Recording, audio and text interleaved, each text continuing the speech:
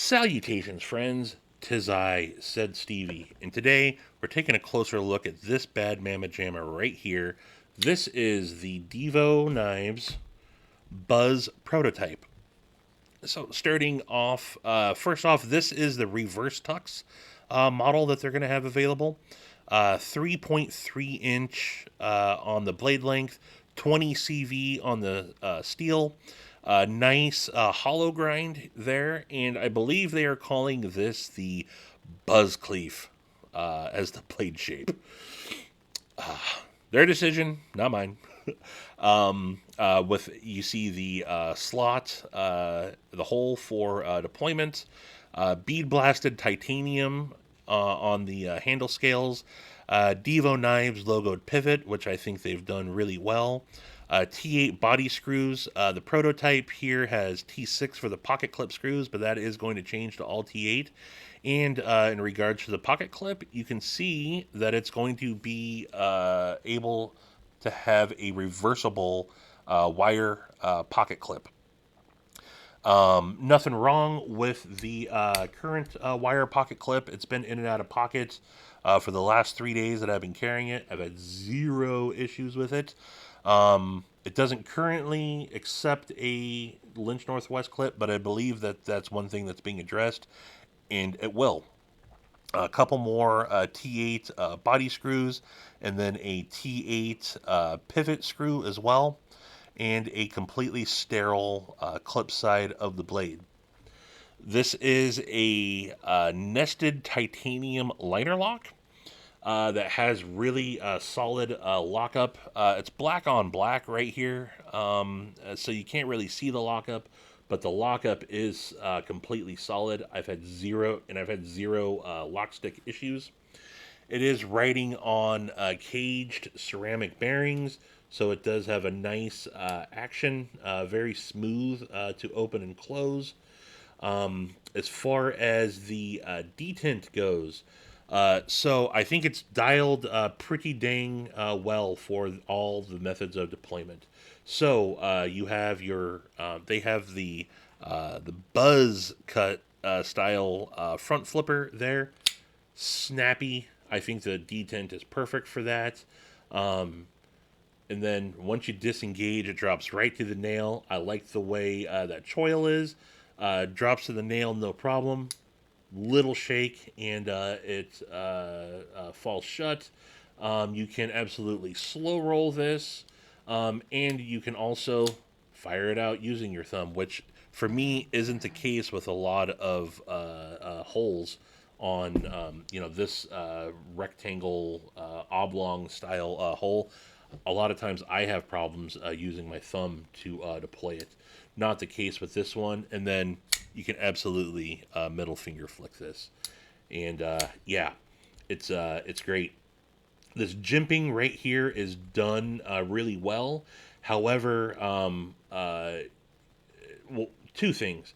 One, the detent is too stiff, and you don't have enough meat on this if you want to try to do the over the top front flip. For example, I have my Fenware here, where you can use the edge of your front or your forefinger, index finger to front flip it, which is kind of a cool thing to do. Not so much on this one, and even if you could, this is going to be a cheese grater to your index finger. It's really rough. Great for the pad of your thumb, not so much for the edge of your index finger. But other than that, it's void of jimping, which is just a design preference to Colin and Kevin. Talk to Kevin about that. Ergos wise, it's money. 4.2 inch on the handle length, which is good to go for me. Double XL size hands, anything over 4 inch, and I'm good to go. And this is 4.2 inch. No hot spots whatsoever. You can tell that the clip's there, but you don't feel it at all. The edges have been knocked down really well, so you don't have any hot spots whatsoever. And then the way they have the blade design and the where it meets the handle right there, you get this choil that you can ride up into, and it's even more comfortable there. So no problems whatsoever. Good to go, even in a pinch grip. I got no problems whatsoever with the ergos. In fact, I'd say they're completely money. And that's pretty much the complete, going through it, blade, handle, ergos, action. Acoustics are completely awesome. Love the clicks and the clacks. There's going to be some changes from the prototype to the production model. They're going to be changing the spacing on the pocket clip, which I think will address the being able to fit a Lynch Northwest clip. They are going to provide more access to the lock bar. That is one of the things that, if I had to nitpick, is one of them. They can definitely, I think, thin out the show side of the scale right there and just provide a little bit, little better access. It's not horrible right now. I mean, I haven't really had any problems with it, but it could be better, and it looks like they are going to address that. It says a deeper hollow grind like the satin version. I have not seen the satin version, but I think this hollow isn't too bad as is. But looks like there might be some inconsistencies there that they're going to have addressed. Correct grind like on the black wash version. So again, I guess that's in reference to the satin. A little bit of inconsistencies there, but they are addressing that. That's why you get the prototypes first, right? All T8 hardware, including the pivot, like I mentioned.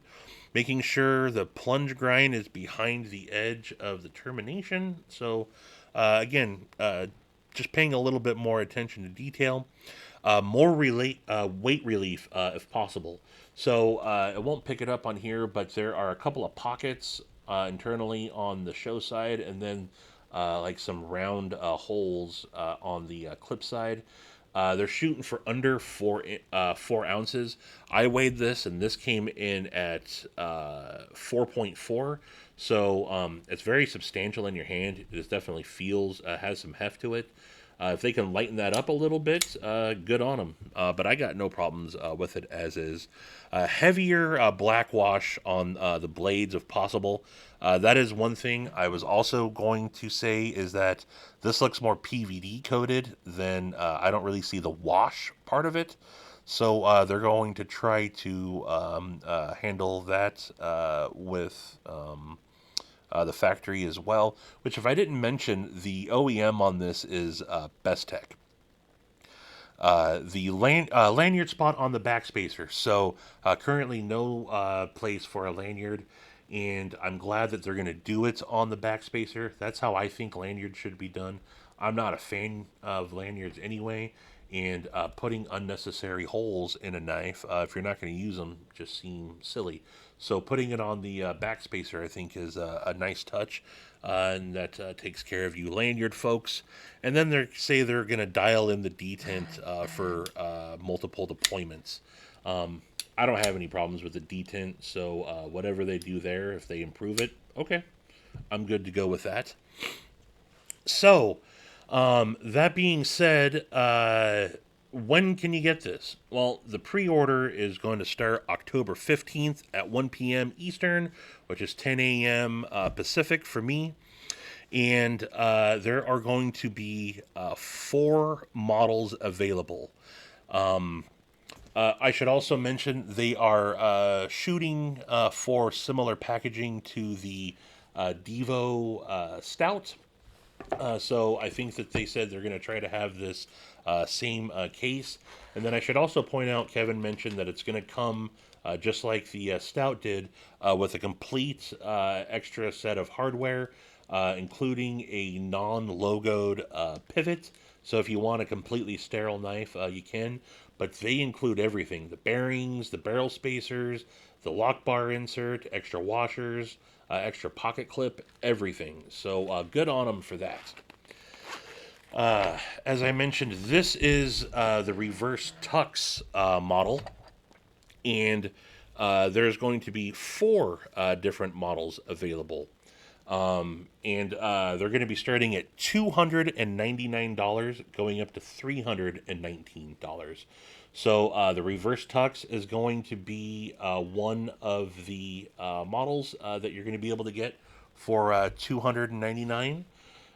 Then you're going to have the what they're calling the Silver Fox bead blasted blade, bead blasted handle scales, which I think it might be the one that I go for. Again, $299 on that. And then you're going to have the full blackout, which is going to be the black wash blade, black washed titanium handles, $299 for that. And then the if I don't end up going with the Silver Fox, I do think I will end up going with the Tux, which is the satin blade black washed handle, and that's going to be what did I say? It's going to be $319 for that. So I had said in my unboxing, I thought that these would be right around at minimum 280, and I was right. um, uh,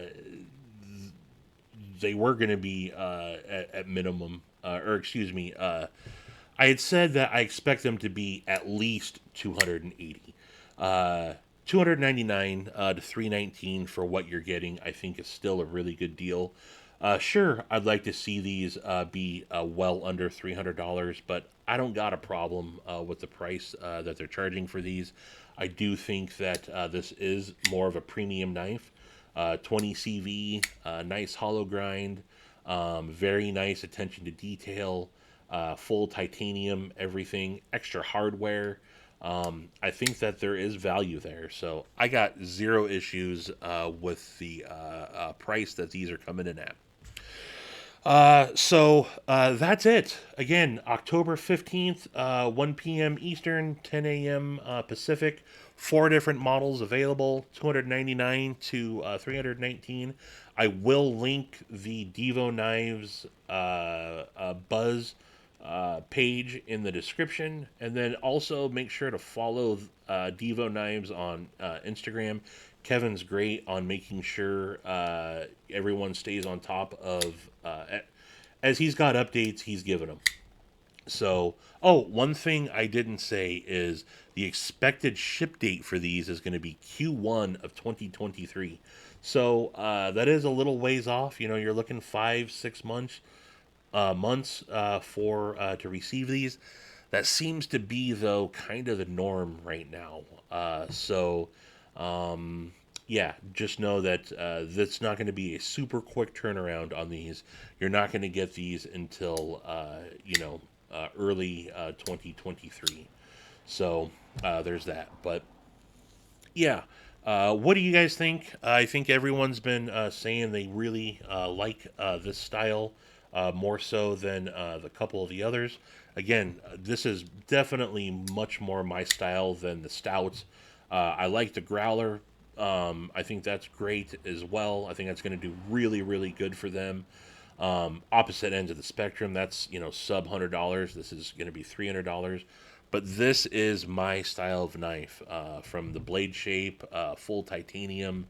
Yeah, I just front flipper, middle finger flick. I'm really, really digging the Buzz.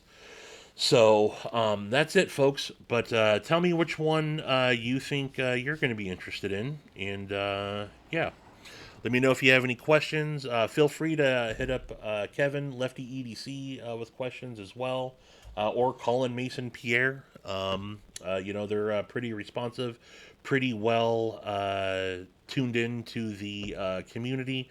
Yeah, hit them up on Instagram if you got any questions for them. But that's all I got for you folks today. I appreciate you guys tuning in. And until the next one, I bid you mofos adeuces.